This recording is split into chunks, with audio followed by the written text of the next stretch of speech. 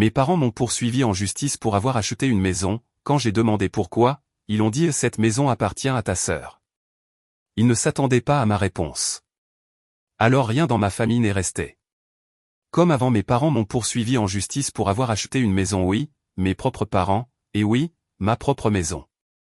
Une minute plus tôt, je tenais les clés pour lesquelles j'avais économisé pendant 6 ans, et la suivante, je fixais des papiers juridiques où mon nom était imprimé comme si j'étais une criminelle. Quand j'ai demandé pourquoi, mon père n'a même pas hésité, il m'a regardé droit dans les yeux et a dit « Cette maison appartient à ta sœur ». Je pensais que c'était le moment qui allait me briser, mais ce n'était pas le cas, car ce qui s'est passé ensuite a été l'instant où tout a basculé, et plus rien dans ma famille n'est resté comme avant. Je m'appelle Héloïse. Pendant la majeure partie de ma vie adulte, j'ai pensé que le moyen le plus simple de maintenir la paix dans ma famille était de rester silencieuse, de travailler dur, et de ne jamais demander plus que ce que j'avais gagné moi-même. J'ai grandi dans une maison où mon père, Malcolm, formulait chaque décision comme un décret, et où ma mère, Roselyne, adoucissait ses décrets avec de la culpabilité. Ma sœur cadette, Céleste, n'a jamais rien ressenti de tout cela. Elle a traversé la vie en flottant, protégée par leur approbation, leur attention, et leur conviction infinie qu'elle avait besoin de plus d'aide que moi. J'ai appris très tôt que l'équité n'avait pas sa place dans notre maison. Seules les attentes y résidaient. Pourtant, j'ai essayé. Je me suis concentré sur ma carrière. J'ai passé de longues nuits devant mon ordinateur portable, les cheveux attachés, les yeux brûlants, en me rappelant que la discipline me donnerait la liberté que mon éducation ne m'avait jamais offerte. Pendant 6 ans, j'ai économisé. Pas de vacances, pas d'achats impulsifs. Des déjeuners préparés à la maison. Chaque prime allait directement dans mon épargne. Chaque promotion signifiait un pas de plus vers quelque chose qui m'appartenait. Un foyer. Ma maison. Le soir où j'ai annoncé à ma famille que j'avais enfin assez pour un apport, Roselyne a tapé dans ses mains comme si elle avait attendu cette nouvelle toute sa vie.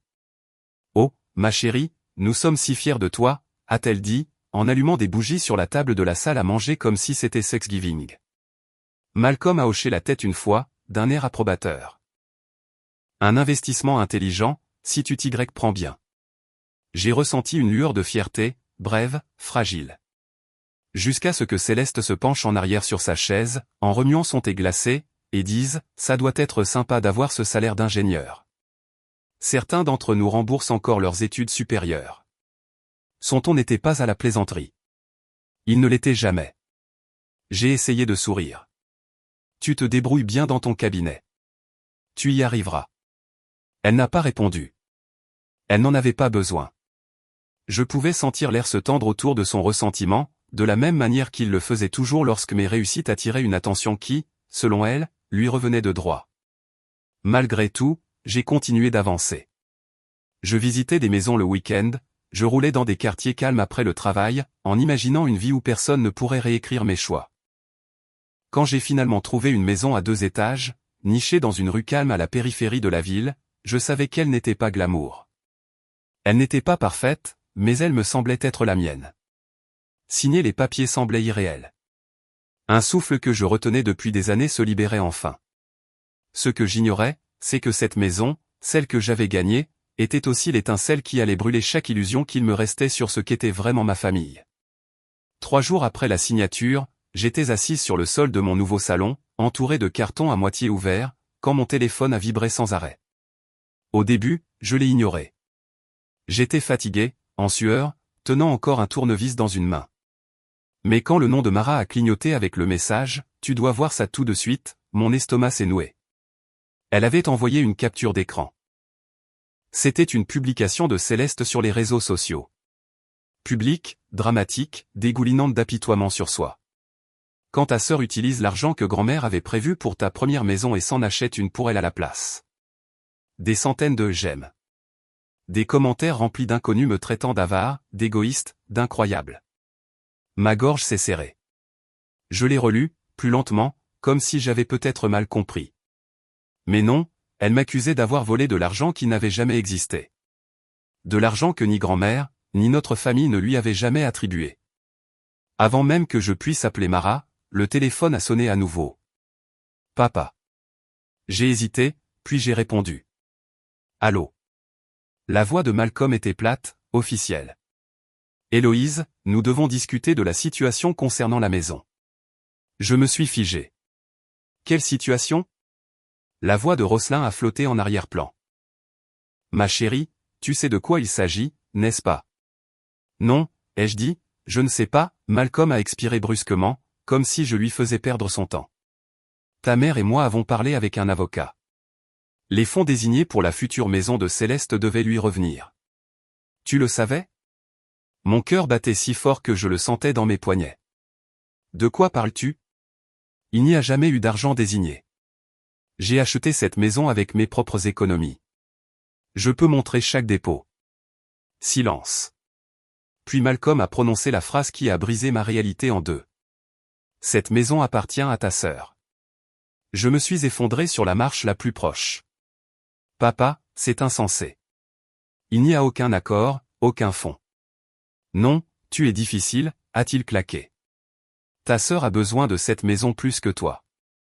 Elle l'avait prévu, et maintenant tu la lui as coupée sous le pied. Elle ne m'a jamais dit qu'elle voulait cette maison. Ça n'a pas d'importance, a-t-il dit. Nous déposerons une plainte au tribunal demain. Ma main tremblait si fort que j'ai failli laisser tomber le téléphone. Vous me poursuivez en justice? Rosselin est intervenu, la voix chargée de déception. Nous voulons juste arranger les choses pour ta sœur. Elle mérite ça. Tu pourras en acheter une autre. Une autre? Comme si 6 ans de sacrifice pouvaient être répétés comme on va acheter du lait. L'appel s'est terminé sans au revoir. Je suis resté assise dans le couloir sombre de ma nouvelle maison, les murs résonnant d'une trahison que je n'avais pas prévue, même dans mes pires cauchemars. Mes parents n'étaient pas confus. Ils ne s'étaient pas trompés. Ils choisissaient un camp, et ce n'était pas le mien.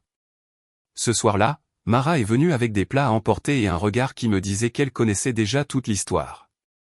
Tu n'es pas folle, a-t-elle dit doucement. Ils essaient de te prendre ta maison.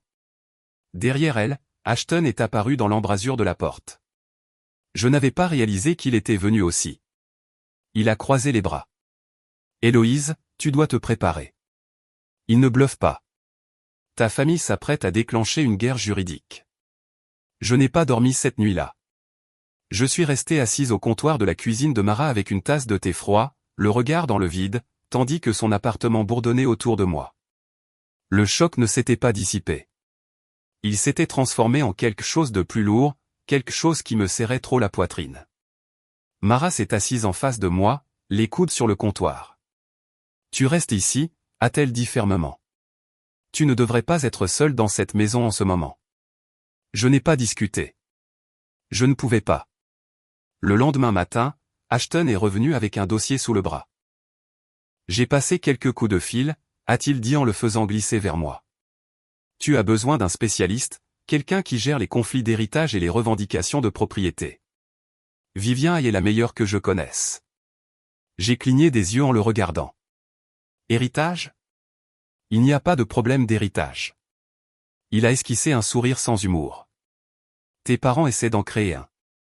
Vivien nous a reçus ce même après-midi dans son bureau, qui surplombait la ville, mur de verre, éclairage doux, tout était net et posé, comme elle. Elle a écouté calmement pendant que je lui expliquais tout, de la publication de Céleste à la menace de Malcolm. Quand j'ai fini, elle s'est adossée à sa chaise. Leur réclamation semble fabriquée, a-t-elle dit. Mais des dossiers faibles peuvent quand même causer des dégâts s'ils ne sont pas traités correctement. Nous aurons besoin de témoignages, de relevés, de preuves de paiement, de tout ce qui montre que votre maison a été achetée strictement avec des revenus gagnés. J'ai tout ça, ai-je dit. Chaque virement, chaque journal d'épargne. Bien. Vivien a tapoté son stylo.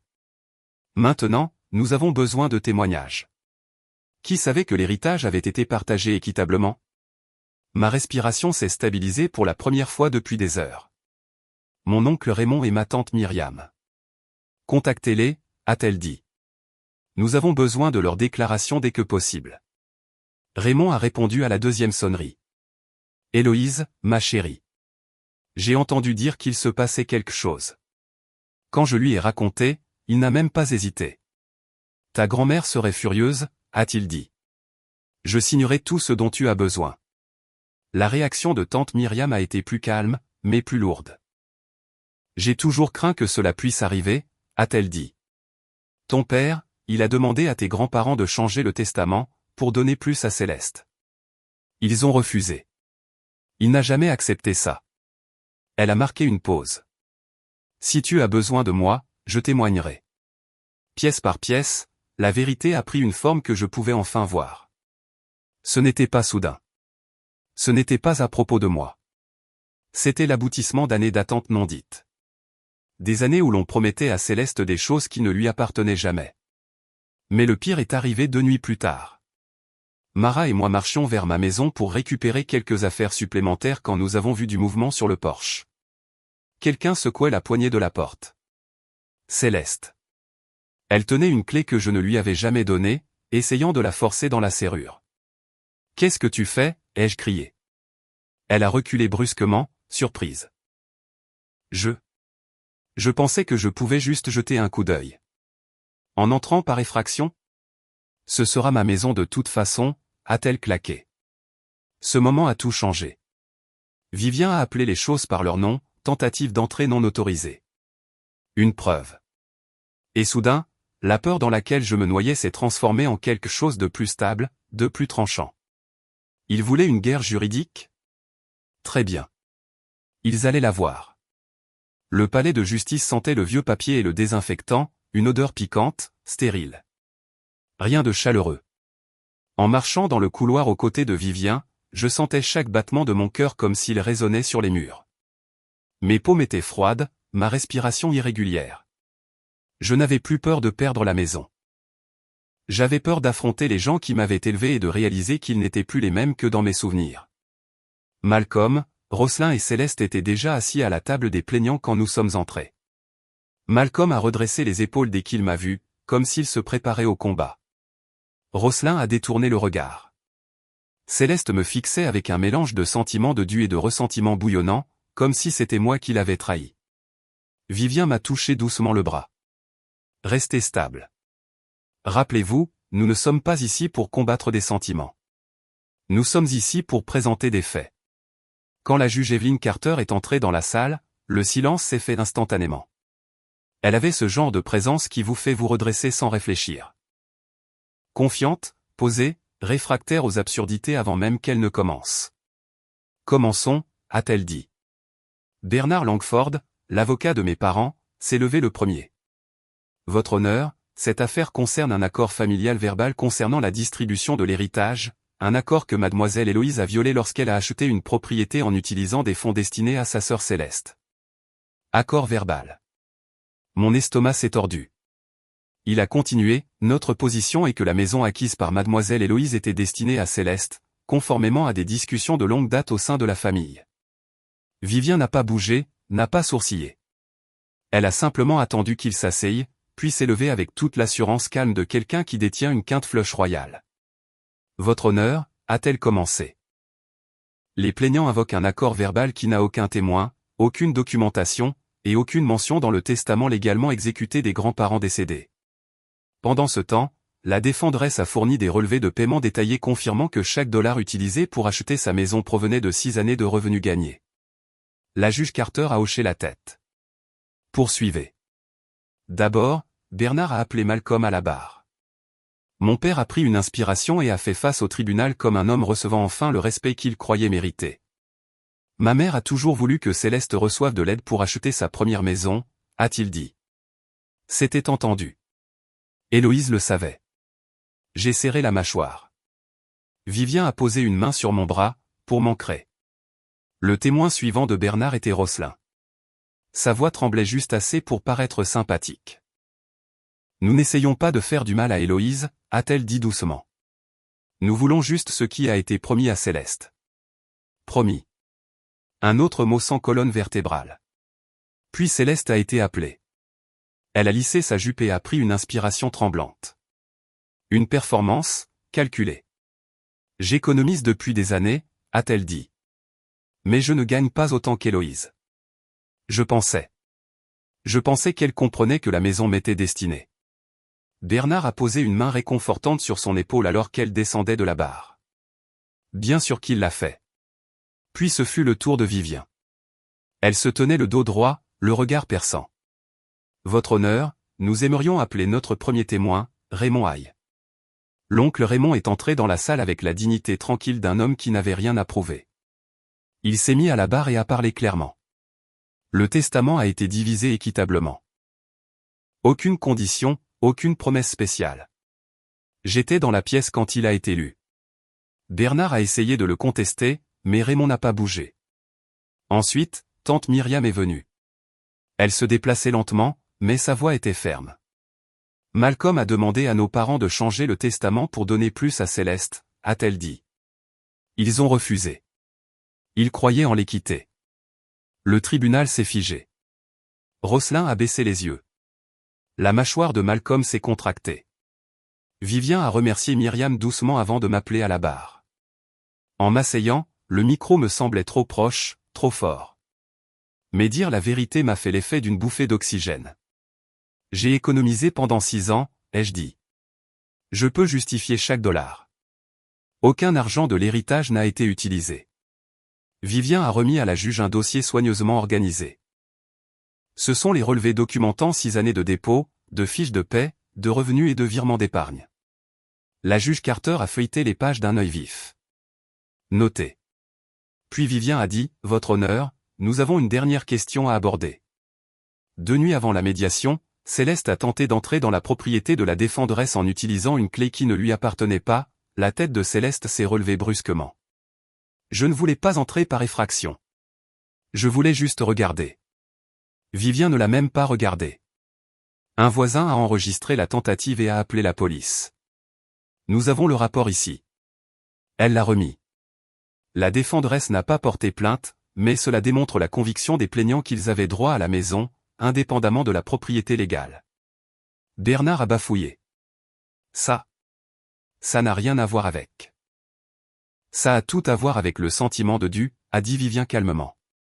Et le cœur de cette affaire. La juge Carter a levé la main. Assez.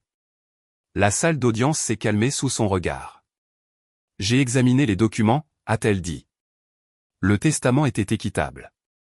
Il n'y a aucune preuve d'un quelconque arrangement financier attribuant des fonds spécifiquement à Céleste, et l'achat de la défenderesse a été effectué entièrement grâce à ses propres revenus. Elle a marqué une pause, laissant l'air s'épaissir. Quant à la tentative d'intrusion, cette escalade est profondément préoccupante. Le visage de Céleste a blêmi. Je rejette par la présente l'affaire dans son intégralité. Un coup sec du marteau a scellé la décision. Avec préjudice, et interdiction de réitérer, a ajouté la juge Carter d'une voix ferme. Il est interdit aux plaignants de déposer à nouveau ces réclamations. Mon souffle s'est échappé, non pas comme un soulagement, mais comme si quelque chose de lourd quittait ma poitrine pour la première fois depuis des mois.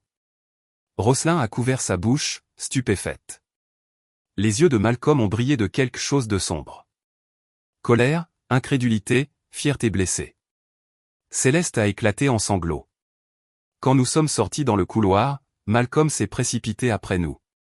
Ce n'est pas fini, a-t-il aboyé. Nous sommes toujours une famille. Je me suis tourné pour lui faire face complètement pour la première fois. Une famille ne se traîne pas en justice pour des mensonges.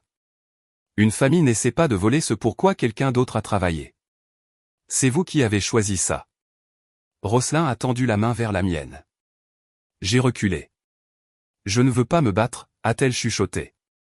Tu l'as déjà fait, ai-je dit. Et tu as perdu. Céleste reniflait. Je pensais juste que c'était censé être à moi. Ça ne l'a jamais été, ai-je dit doucement. Mais tu n'as jamais voulu la vérité. Tu voulais juste ce qu'on t'avait promis. Pour la première fois, elle a semblé incertaine, presque petite. Vivien s'est avancé à mes côtés. Nous avons fini ici, a-t-elle dit calmement. Et c'était le cas. En nous éloignant, je ne me sentais pas triomphante. Je me sentais stable, entière, libre. Ils ne s'attendaient pas à ma réaction, mais ils l'ont ressenti. Quand je suis rentré chez moi ce soir-là, le soleil descendait derrière les toits, baignant la rue d'une douce lueur orangée. Pour la première fois depuis des mois, la vue de ma propre porte d'entrée ne m'a pas tordu l'estomac. Je l'ai déverrouillée, je suis entré, et j'ai laissé le calme m'envelopper comme une couverture. Pas de tension, pas de peur, personne essayant de réécrire ce qui m'appartenait. Mara est arrivée la première, apportant des plats à emporter et souriant comme si je venais de gagner un championnat. Tu l'as fait, a-t-elle dit en me serrant fort dans ses bras. Ashton a suivi avec une bouteille de cidre pétillant. Peu de gens entrent dans une salle d'audience contre toute leur famille et en ressortent grandis. Vivien est arrivé en dernier, posé comme toujours, mais son sourire était plus chaleureux que je ne l'avais jamais vu. La justice n'arrange pas tout, a-t-elle dit doucement, mais elle vous donne de l'espace pour respirer. Raymond a appelé pour dire que Myriam et lui étaient fiers. Ils m'ont rappelé que mes grands-parents croyaient en l'équité, depuis toujours.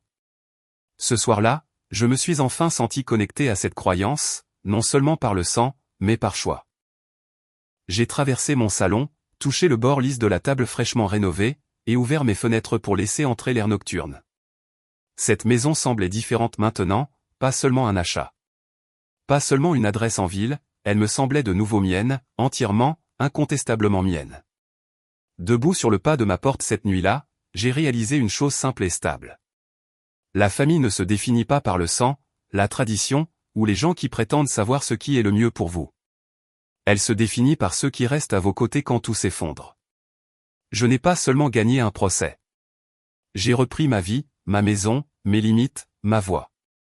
Si vous avez déjà dû vous battre pour ce qui est à vous, ou tenir tête à des gens qui essayaient de réécrire votre histoire, vous n'êtes pas seul. Dites-moi d'où vous m'écoutez. Partagez vos pensées et abonnez-vous pour plus d'histoires comme celle-ci.